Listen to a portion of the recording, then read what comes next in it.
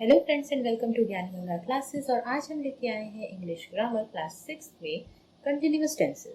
हमने last video में simple tenses पढ़ा, उसके पहले बेसिक 3 टेंसेस के बारे में पढ़ा था। अगर वो वीडियो मिस हो गई है, मेक श्योर आप हमारे लिंक में डिस्क्रिप्शन में जाके लिंक पे क्लिक करके ये वीडियोस कभी भी देख सकते हैं और रिवाइज कर सकते हैं। और आज हम बात करेंगे कंटिन्यूअस टेंसेस के बारे में, जो कि तीनों केस में प्रेजेंट, पास्ट, फ्यूचर, यानी present continuous, past continuous and future continuous.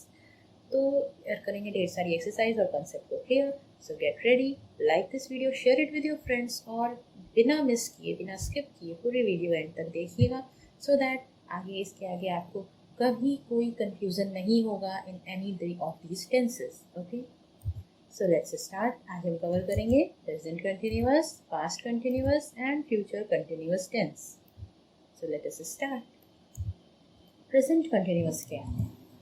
Present में हो रही चीज़ है, कंटिन्यूअसली हो रही चीज़ है। The action is going on as the time of speaking. जब अभी हम बोल रहे हैं, आई एम स्पीकिंग, मैं बोल रही हूँ, so it is the action that is going on. You are hearing to me, तुम मुझे सुन रहे हो। तो दिस इज द एक्शन जो कि हो रहा है। आई एम डूइंग माई होमवर्क, जब ये बोला गया तो the person, the speaker is doing his homework. So it is am doing, helping verb लगा am और doing। I के साथ हमेशा helping verb am लगता है। इस B के केस में am लगता है, ठीक है।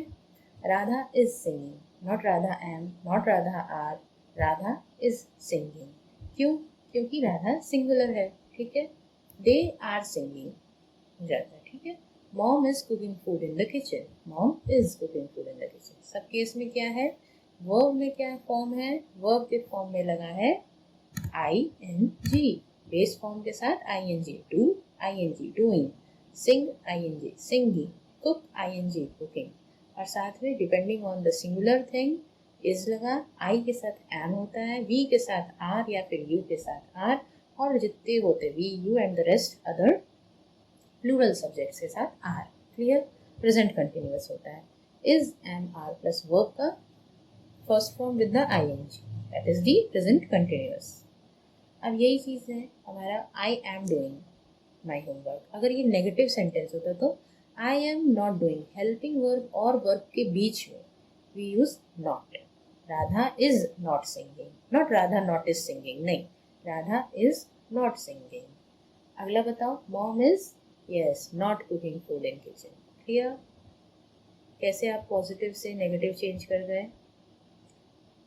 क्वेश्चंस बनाने हो तो am या is या are, जो हेल्पिंग वर्ब है वो आपका फर्स्ट प्लेस पे होगा, then your subject, then the verb in the continuous. Okay, am I going there? Are they digging a well? Is he doing his work? अगर negative questions है, is he not doing his work? Isn't he doing his work?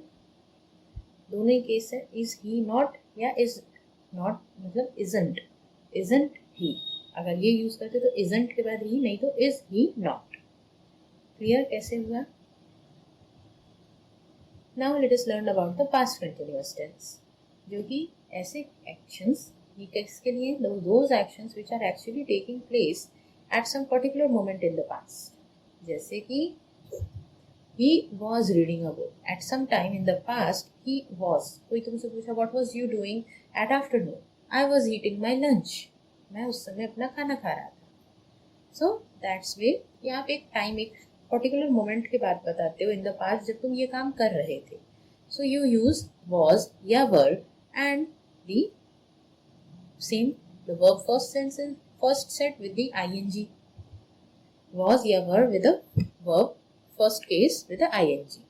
ये verb first case ing रहा, present में होते थे is am are, वो change हो गए was एंड वर। कहाँ यूज होंगे?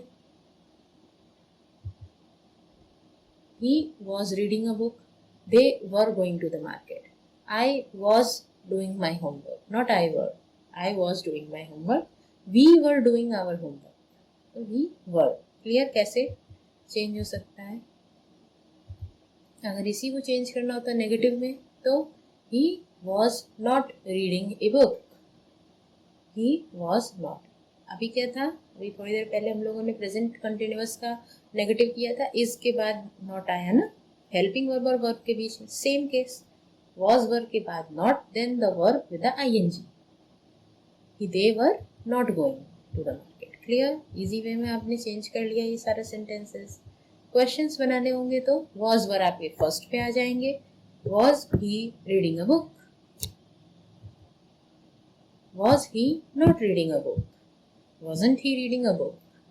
क्लियर? कैसे आप नेगेटिव क्वेश्चंस और क्वेश्चंस फॉर्म किए। अब अगले आते हैं future continuous tense. This tense में क्या है, इस टाइप ऑफ टेंस में it is expressing the action that will be going on at some point in the future. मतलब एक प्लान्ड है, ये एक्सपेक्टेड है कि ये चीज कुछ फ्यूचर में जाके ऐसा होगा।